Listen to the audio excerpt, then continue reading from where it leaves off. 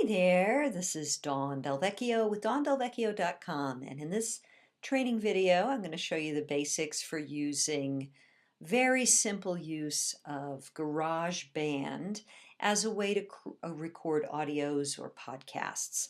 So you'll see here the screen that opens up when you open up a new GarageBand file. And then all you're going to do is double click on that and you'll get a little window here that says My Song. Let's just do test sample. We'll call it test sample.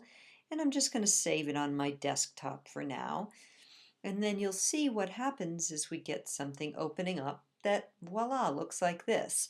And so there's a lot of different bits here. So what do we need to do? Well, first we have a male basic here, and we have a female basic. So you could just keep it, either one is fine. The first thing though you want to do is you want to go over here, it'll say browse and edit. You're going to go to edit, and the first thing you need to do is you see this master reverb and master echo. You want to bring them down to 0, otherwise you're going to get, yep, a reverb and an echo. Okay, now it probably couldn't be too much simpler. You see this little button here? You click this and you start to record. So let's give it a try. We're going to click this. This is a test. We're testing GarageBand to see how it works. And then you click it when you're done. And then you have to hit the space bar to pause that red line. Then you can hit the back button. And you can hit the space bar again. The space bar will always have the little red line go or stop. So let's have a listen now and see if it worked. This is a test. We're testing GarageBand to see how it works. And then you click it when. Okay, so you can see. Now, when it's dark purple like this, that means it's highlighted, which means if you were to hit the delete button, it would go away right now. But if you click somewhere else, you see now it's light purple. So now it's no longer, if I hit the delete button by accident, here I'll hit the delete button, nothing gets deleted. But if it were highlighted, it would get, I would delete it. But I want to show you a few other bells and whistles before we bother with that. So let's look now at splitting the track. Let's say at the beginning of this track, you don't like the way it sounded. Maybe you wiggled around in your squeaky chair and you can hear the squeaky chair or something like that. And you just want to cut a piece of that. So you would let it, you'd hit the space bar until it played. And then you'll have a line here. And then you can see you're going to go to edit, split, or Command T, split. And now it cuts it. Now you still have 2 in dark purple, which means again, if you were to hit the delete right now, bye-bye. So you're going to click somewhere else on the page so that they get light purple. And let's say we want to get rid of this one. We highlight it, it's purple, delete bar. Now, of course, that means there's a blank space here, which you can literally click this and drag it around. See, I can just drag that puppy around like that. No problem. I could also adjust the volume. I could adjust the left and right. I never mess with these things. Now, let's say you would like to have some music, like a musical intro before your audio begins. I'm just going to move this out of the way right here, and I'm going to go back to Browse. There's all these different instruments and different things, and you just got to kind of play around with them. But what I do, when I just want a little bit of a music intro, I go down here to the eyeball. So you see the eye is, this is your basic information here. It's highlighted in blue. That's your default. I'm going to go to this eyeball and watch what happens. I have all of this stuff in here. And again, play around with it. But you can find different kinds of music of all different kinds. So different kinds of music of all different kinds, yeah. And just start listening to some. So if you just click on something, you can adjust the volume here.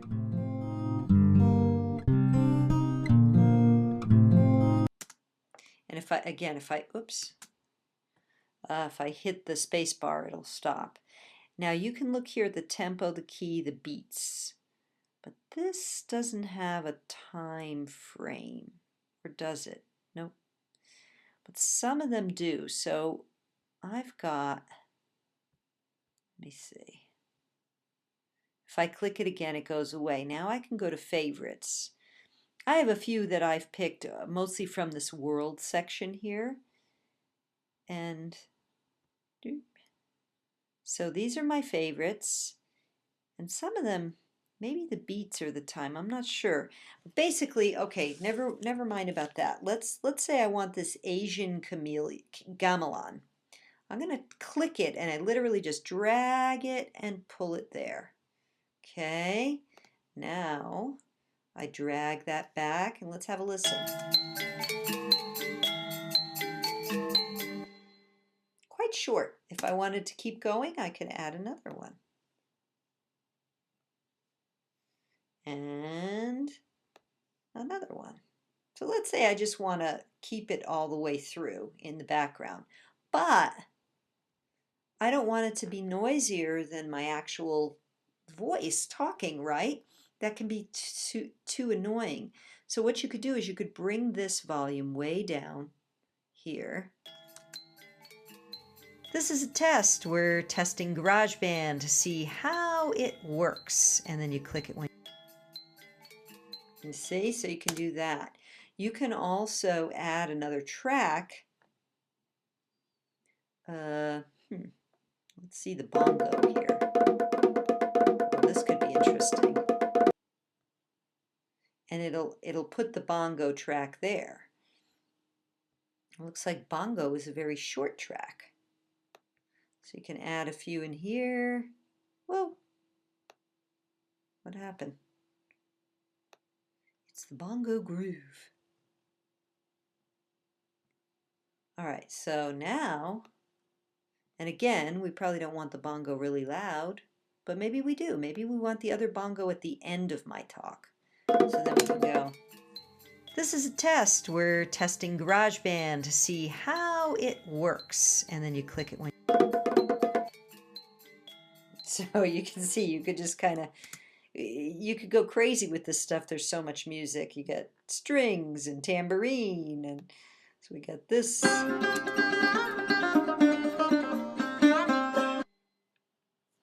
it can be quite fun for you. This here, where you see the little music icon, this will let you get to your iTunes.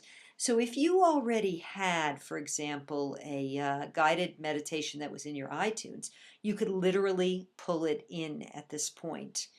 So let's say I had, I don't think, let me see, I might have something of my own here. Yeah, look at all these things.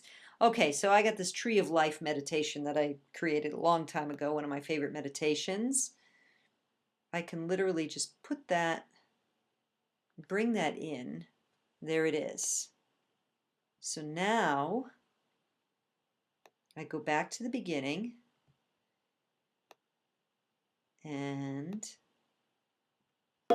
this is a test. We're testing GarageBand to see how.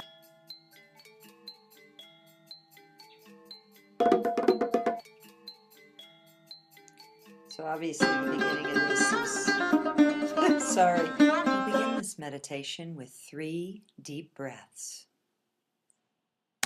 So you see there's a lot of choices here, many things you can do.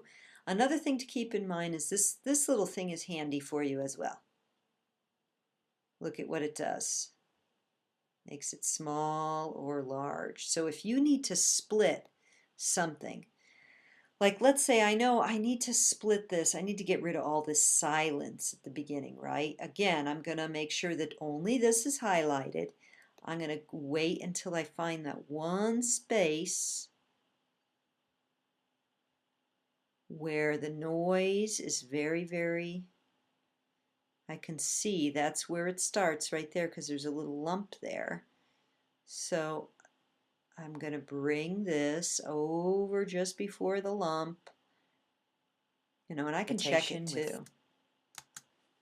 Let's say I want to get rid of everything before that. Again, I bring my red thing to where, right before where I want to split it. I go to edit, I split, Then again, I got to click somewhere on here so that it's not, the whole thing isn't highlighted. Then I click the one I want to get rid of, and then I get rid of it. Now I want to look at all of it again to put it all together in place. So I'm going to bring this back, and I'm going to click and drag this so it's lined right up next to it.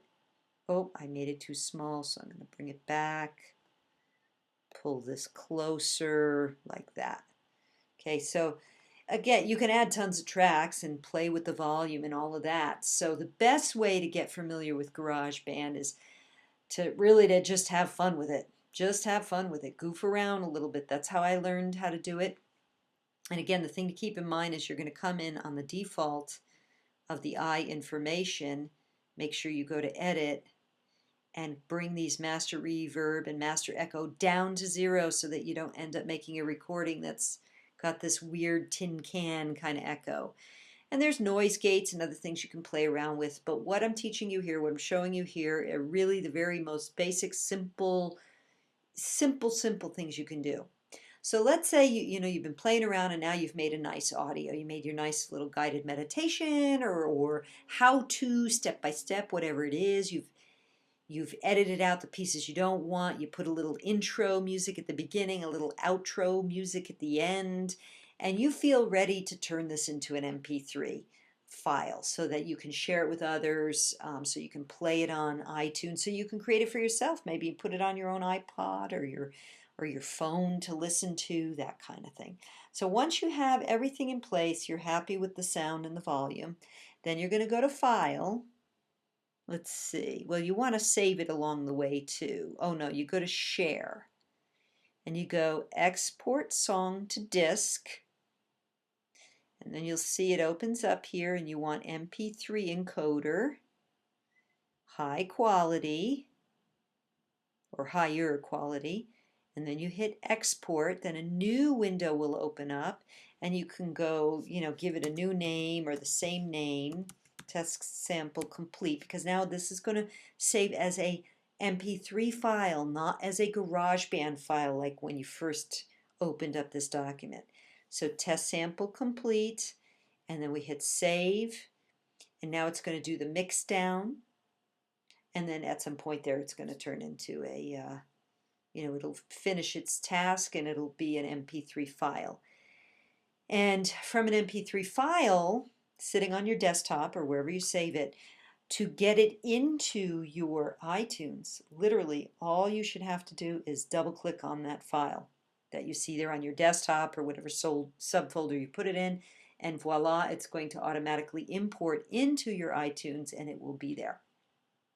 You may need to give it a name after that.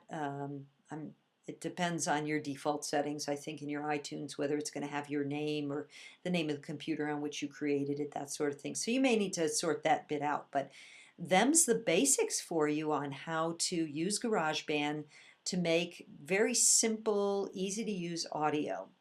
And FYI, I am recording this with my Yeti mic. I've got my Yeti mic plugged into my USB port on my computer, and I've got my Bose headset, earbud headset plugged into the bottom of the Yeti. So that's how that's done. And let's see, so we did the first, okay, so you see there's 3 processes. There's the whatever they do, that compressing, the something else, and now they're doing the converting here, and then I think we should see that this is done. Now, there are other bells and whistles with GarageBand, to be sure. So, if you've got the time, the inclination, and you like this stuff, by all means, go ahead and keep, playing around. You'll probably find more than me. I really have used GarageBand for a couple of years to do podcasts, audio trainings for people, and guided meditations, that sort of thing. And what I've just shared with you are really all I've ever used, and they've worked fine. So, alrighty, so if you have any questions, you can always write me, dawndelvecchio@gmail.com, and thanks so much. Have a great day.